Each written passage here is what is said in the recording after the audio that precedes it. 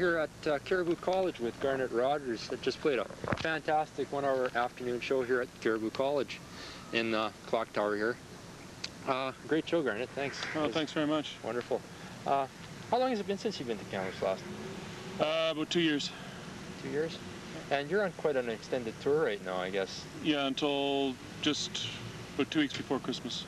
Is that something you do a lot? Is a lot of long drawn out tours? And well, I do a lot of touring. I try to keep it down to 2 or 3 weeks at a time on the road, and then get it back home and 2 weeks off, that kind of thing. But this is the longest I've been doing. Oh yeah, yeah, because you're sort of famous for having the Volvo with the most mileage ever.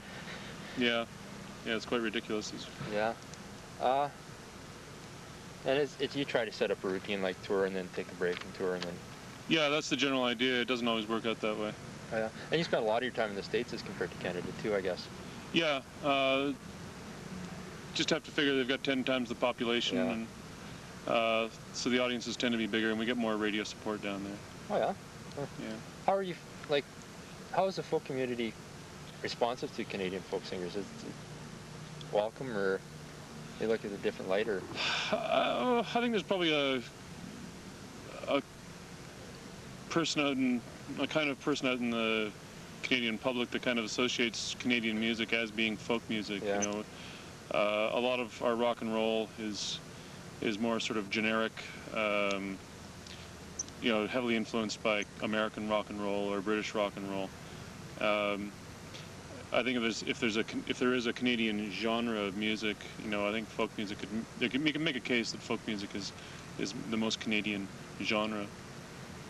Oh yeah, for sure. And it's not, you wouldn't mistake it for country music, or? Well, it has, you know, elements of country in it, you know, but more sort of I would say the neo-country, like the new country, where people, you know, lyrics are more important and storytelling is more important. Yeah, more of like a Murray McLaughlin as opposed to a Willie Nelson or whatever. Yeah. Do you find that, with your using different technology, like the famous guitar from hell and that, do you find a little resistance to that, or are most people pretty welcome to that? No, I try to be fairly tasteful with it. You know, people come up to me sometimes and say your guitar is too damn loud, but that's not really my fault. It's the sound person. At least that's who I blame it on, anyway. Yeah, I try to use things in a fairly tasteful way and slip them into the concert, and oftentimes people don't really know what it is they're listening to. They seem to like it, and they at least tolerate it, which is more to the point. Oh yeah. And do you take most of your influences from just folk, or do you listen to a lot of different types of music? Oh, I listen to a lot of different things, not so much as in a sense that I'm a fan of a lot of different things, but I just listen to things because I think it's out there, I should listen to it, and it's up to me to keep abreast of what's going on. As far as my own listening pleasure goes, I mostly just listen to classical music for relaxation. Yeah, for sure. Did your brother Stan have a lot of influence on the way you write, or do you try to get away from that style? Well, you can influence someone in a variety of different ways.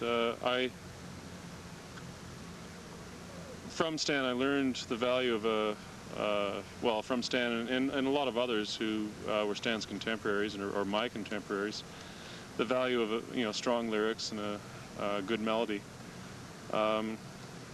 Stan tended to write with a bit broader brush, as it were. You know, he tended to, everything was very large, writ, and kind of hit you over the head with the lyrical content of things. I tend to look at smaller aspects of people's lives and try to examine that. So you're not going to get giant roaring choruses out of me or anything like that. It's more the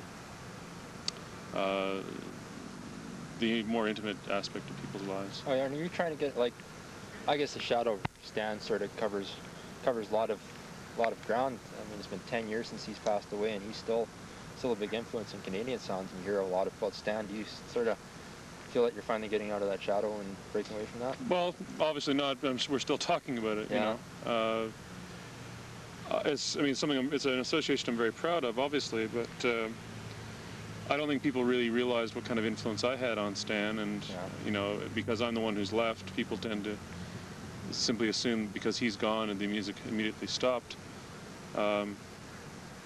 so I got that to deal with.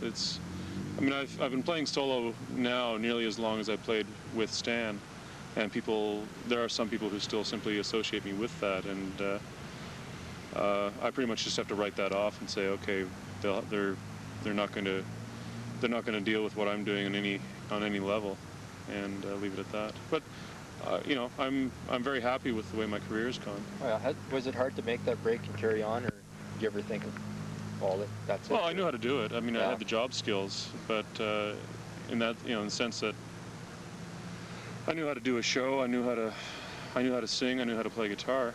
That part of it was easy. It was mostly just dealing with what people's expectations were. Oh yeah. And of course, I'm still dealing with it. Yeah, and getting into songwriting a bit. How do you write? Is it something you do all the time, or is it something you have to actually sit down and think about and go to? It's something I tend to.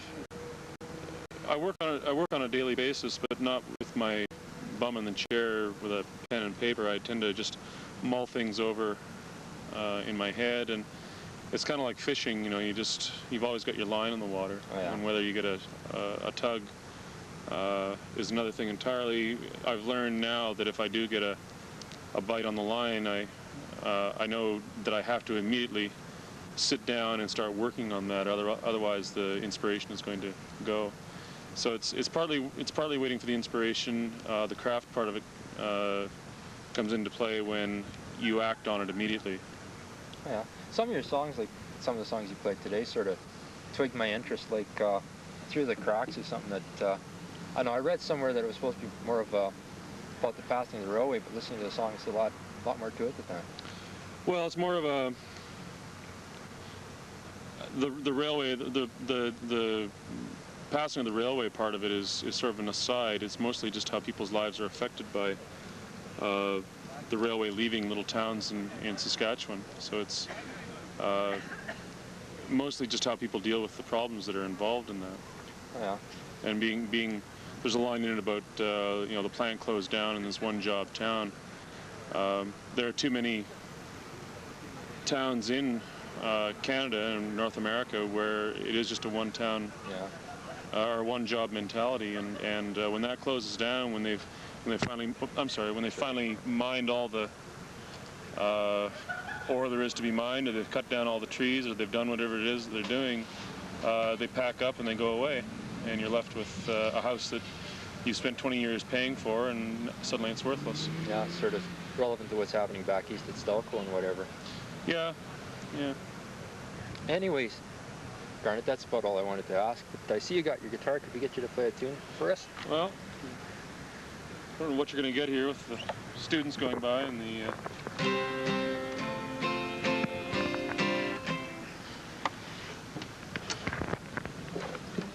So, well, I'll play it Through the Cracks.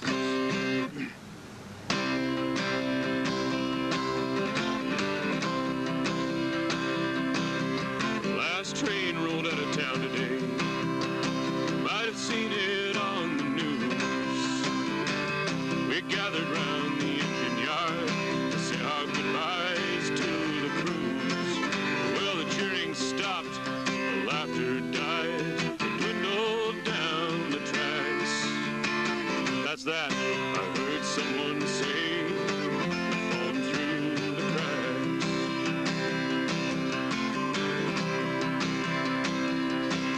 I wandered homeward to the quiet streets to finish packing up to go. So hard to meet the eyes of friends, nowhere left to go. Well, the plant closed down in this one-job town. It won't be coming back. Left us to die by slow degrees here, or fall between the cracks. And now the closed up stores and the empty lots and the signs that say for sale bear witness to those who bought the lie of the dream that had to fail. It's like a movie ends and the credits roll and the screen fades down to black.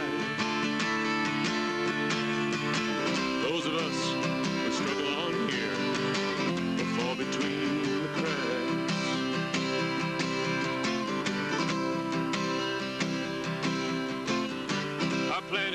nice crop this year. Maybe give it one more try. The dry winds came and they filled with dust. They blotted out the sky. They scoured the hills and the riverbeds. They turned the skies to black. The ground split wide as the seeds dried up. They fell between the cracks. And now the car's all packed and the house is closed and the neighbors wave goodbye. My wife gets in beside me now. She's trying not to cry. And she holds our son and she strokes his hair. She says, now don't look back. We have to leave this place to try to make some love and fall between the cracks.